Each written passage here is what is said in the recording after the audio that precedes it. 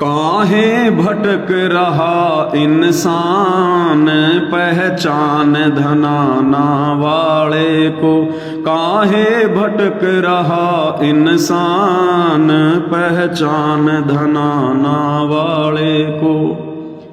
पहचान धनाना वाले को गुरुदेव धनाना वाले को।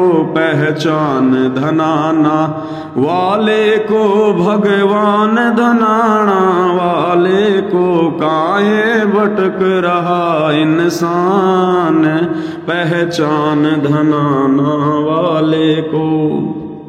संदेश है कि हे नादान प्राणी, पहचान अपने परमपिता परमेश्वर को, पूर्ण संत को, जिसकी महिमा गीता वेद कुरान पुराण चीख चीख के बोल रहे हैं कि वो परमात्मा संत रूप में धरती पर प्रकट होता है।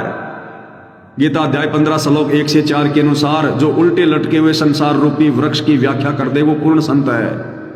गीता अध्याय 4 श्लोक 34 में गीता ज्ञानदाता अर्जुन को उसी तत्वदर्शी संत की शरण में जाने को कह रहा है, और वो परम संत आज धरती पर सदगुरु रामपाल जी के रूप में प्रकट हैं। आज यदि किसी के पास वास्तविक सच्ची शास्त्र अनुकूल सत्साधना है जिससे मोक्ष होगा, जन्म मरण का झंझट मिटेगा, लक 84 की पीड़ा मिटेगी, वो केवल सतगुरु रामपाल जी के पास है। हमारे शास्त्रों में कौन सा वो मंत्र है जिसका जाप करना चाहिए, कौन से वो धार्मिक अनुष्ठान है जो रोज हमने वो करने चाहिए, ये केवल सतगुरु रामपाल जी बताते हैं। तो परमेश्वर हमें कहना चाहते हैं कि क्यों मंदिर में, मस्जिद में, चर्च में, गुरुद्वारों में, आश्रमों में, डेरों में भटक रहा है, जहां भक्ति ना भगवान। परम संत के चरणों में आजा, उसके बताए अनुसार भक्ति कर। मथुरा भटको चाहे काशी, फिर भी न मिले अविनाशी। मथुरा भटको चाहे काशी, फिर भी न मिले अविनाशी। क्यों पत्थरों का करे गुणगान पहचान धनाना वाले को।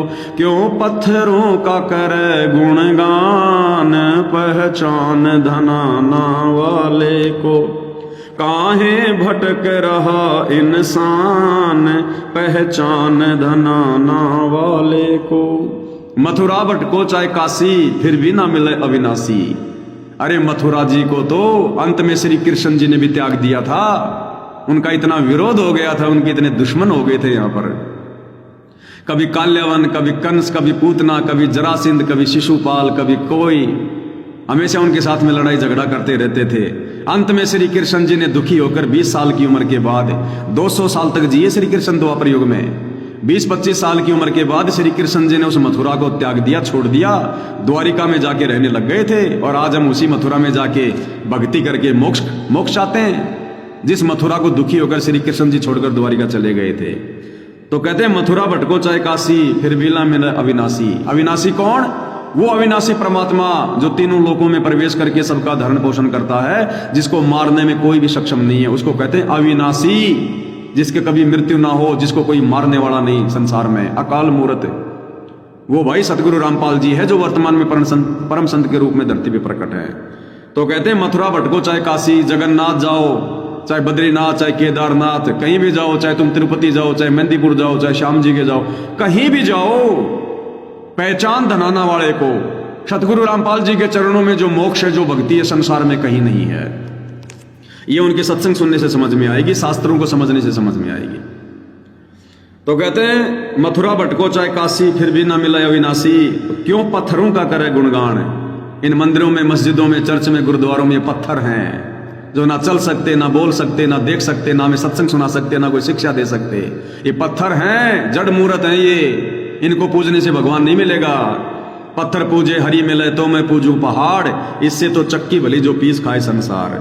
तो जो जिंदा परमात्मा वर्तमान में, जिंदा गुरु वर्तमान में धरती पर है, जो सब कुछ दे रहा है, ज्ञान दे रहा है, समाधान दे रहा है, उस सतगुरु रामपाल जी की शरण में आओ, उनके सत्संग सुनो, तब मोक्ष होगा। मस्जिद भटको चाहे मंदिर, सतगुरु है घट के अंदर। मस्जिद भटको चाहे मंदिर, सतगुरु है घट के अंदर। ये जगत के तारणहार पहचान धनाना वाले को। ये जगत के तारणहार, पहचान धनाना वाले को। काहे भटक रहा इंसान, पहचान धनाना वाले को। चाहे मंदिर में जाओ, चाहे मस्जिद में, चाहे चर्च में, चाहे गुरुद्वारे में, पत्थर ईंट रोड़े से बना हुआ वो एक मकान है। वो मकान तो तुम्हारा अपना भी है, तुम्हारा घर भी है। भगवान कोई पशु थोड़ी है, कोई जानवर थोड़ी है जो किसी मुल्ला ने, मौलवी ने, किसी पंडित ने, किसी पुजारी ने, किसी पाठी ने उसको अपने वहां पर बांध रखा होगा कि मंदिर मस्जिद चर्च गुरुद्वारों में जाओगे तो ही तुम्हें परमात्मा के दर्शन होंगे। परमात्मा तो घट घट का वासी है, सबके हृदय रूपी गुफा में बैठा हुआ है, सबकी आत्मा के साथ है वो परमात्मा। लेकिन मिलेगा कब? जब हम पूर्ण तत्वदर्शी संत की शरण में जाएंगे। जब तक हम तत्वदर्शी संत को गुरु नहीं बनाएंगे, गुरु बिना कभी मोक्ष नहीं होता, गुरु बिन ज्ञान नहीं होता, गुरु बिन मोक्ष नहीं होता। तो तत्वदर्शी संत जो स्वयं ही परमात्मा जी होते हैं, अपने आप को छुपा कर एक लीला करते हैं इस काल के लोक में। सर्वप्रथम उस तत्वदर्शी संत को जिसकी पहचान गीता जी में बताई है, उनको अपना गुरु धारण करो, उसके बताए अनुसार मर्यादा में रह के भक्ति करो, तब मोक्ष होगा। बाकी मंदिर मस्जिद चर्च गुरुद्वारों में केवल पत्थर की मूर्तियां हैं, वहां जाने से हमें किसी प्रकार का कोई भी आध्यात्मिक लाभ नहीं है। हम ना मुस्लिम ना हिंदू, सब एक पिता के बंधु। हम ना मुस्लिम ना हिंदू, सब एक पिता के बंधु। छोड़ के जाति धर्म अभिमान, पहचान धनाना वाले को। ये छोड़ के जाति धर्म अभिमान, पहचान धनाना वाले को। काहे भटक रहा इंसान, पहचान धनाना वाले को। हम ना मुस्लिम ना हिंदू, सब एक पिता के बंधु। ये जातियां धर्म ये केवल हम लोगों ने बना ली, इन धर्म के ठेकेदारों ने बना दी। हम सब एक परमात्मा के बच्चे हैं, कोई छोटा नहीं, कोई ऊंचा नहीं, कोई नीच नहीं, सब एक परमेश्वर के बच्चे हैं हम। कोई हिंदू मुसलमान सिख ईसाई जाट बनिया यादव नहीं, ये तो हमने बना ली। यहाँ पर आपस में जातियां बनाकर धर्म बनाकर एक दूसरे के दुश्मन बन बैठे। परमात्मा की नजरों में कोई धर्म नहीं है। जीव हमारी जाति है, मानव धर्म हमारा, हिंदू मुस्लिम सिख ईसाई धर्म नहीं कोई न्यारा। सतयुग में कोई धर्म नहीं था, कोई जाति नहीं थी। त्रेता युग में कोई धर्म नहीं था, कोई जाति नहीं थी। द्वापर में कोई धर्म नहीं था, कोई जाति नहीं थी। अरे बता दो, श्री रामचंद्र जी के आगे कोई जाति लगती थी क्या? लक्ष्मण के नाम के आगे कोई जाति थी क्या? भरत के नाम के आगे कोई जाति थी क्या? दशरथ के नाम के आगे कोई जाति थी क्या? रावण के नाम के आगे कोई जाति थी क्या? जामवत, अंगद, बाली, सुग्रीव, जो भी आप जानते हो, क्या उनके नाम के आगे कोई जाति लगती थी? अपने नाम के आगे कोई सिंह, कोई यादव, कोई जाट लगाता था? क्या कोई धर्म था? सतयुग में त्रेता द्वापर तक कोई धर्म नहीं, कोई जातियां नहीं। अब हम लोगों ने जातियां धर्म बना ली और आपस में एक दूसरे के दुश्मन बन बैठे। इन सब तमाम बेड़ियों को काटकर हमें सच्चा व्यक्ति, सच्चा भगत बनाने के लिए संत रामपाल जी सतलोक से चल के आए हैं। तो कहते हम ना मुस्लिम ना हिंदू, सब एक पिता के बंधु। हम सबका परम पिता एक ही हो, कबीर देव, जो तत्वदर्शी संत के रूप में धरती पर प्रकट होकर हमें पुनः धर्म और जातियों की बेड़ियों से निकालकर मानव धर्मी बनाने आता है, सनातनी बनाने आता है, आदि सनातनी बनाने आता है। तो कहते हैं छोड़ के जाति धर्म अभिमान, पहचान धनाने वाले को। धनाने वाले सतगुरु रामपाल जी के सत्संग सुन, घर बैठे यूट्यूब पर पहले पहचान गुरु क्या है, ज्ञान क्या है, और उसके बाद छोड़िए जाति और धर्म का अभिमान। कुछ नहीं रखा, वरना काल की गंदी व्यवस्था में सड़ता रहेगा, गधा कुत्ता बनकर लग 84 में। मोक्ष करवा अपना।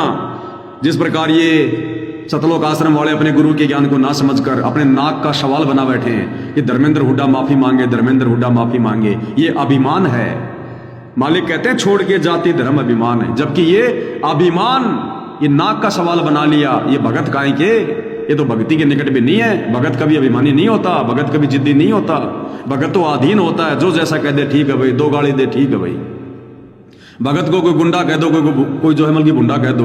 हमारे गुरु सतगुरु रामपाल जी को दुनिया ना समझकर ना जाने गुंडा भुंडा पता नहीं क्या क्या बोलती आई। हमारे गुरु ने कभी कोई नाराजगी दिखाई नहीं।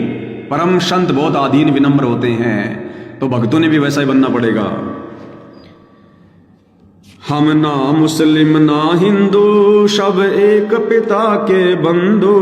हम ना मुस्लिम ना हिंदू, सब एक पिता के बंधु। छोड़ के जाति धर्म अभिमान, पहचान धनाना वाले को।